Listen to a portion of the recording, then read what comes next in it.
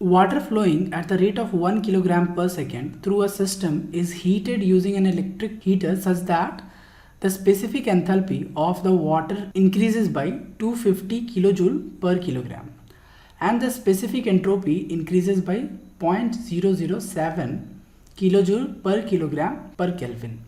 The power input to the electric heater is 2.5 kilowatt. There is no other work or heat interaction between the system and the surroundings.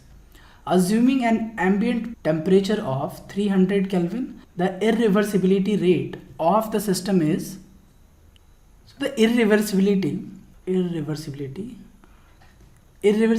I is defined as the reversible work minus the actual work. Okay, so this can also be said as the lost work. So I is equal to reversible work minus the actual work. Now from here we can also write this as T naught, the ambient temperature, into SE minus SI, that is change in entropy, minus Q into T naught by TH. Now this can be written as I is equal to T naught into S generated entropy. And this equation is known as Gauss-Todala theorem. So let's write Gauss-Todala theorem. So according to Gauss-Todala theorem, the irreversibility is equal to T naught into generated entropy.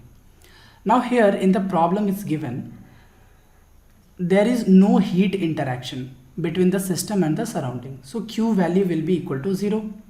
So this Q will be 0 for this problem, and if this is equal to 0 then I will be equal to, that is irreversibility will be equal to T naught to change in entropy. So SE minus SI.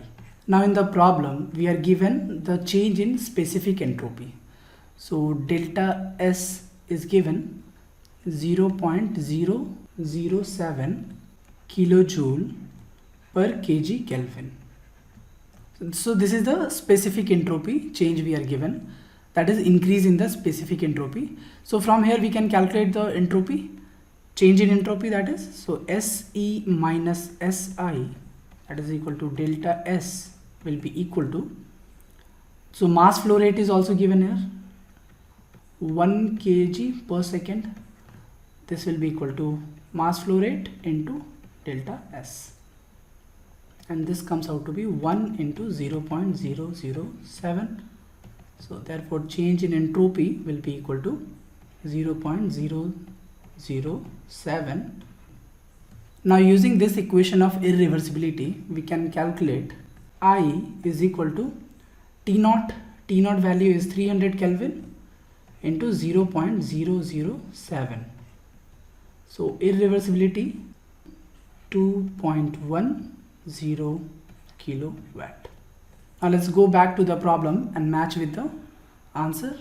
Okay, so we have to fill in the blanks. So the irreversibility rate of the system is 2.1 kilowatt, and this is our final answer. So since we need to round off to 2 decimal place, we can write 10. To get detailed information on irreversibility factors, you can follow the NPTEL lecture Factors for Irreversibility and Introduction to Reversible Cycles on Concepts of Thermodynamics by Professor Suman Chakravarti of the Department of Mechanical Engineering at IIT Kharagpur.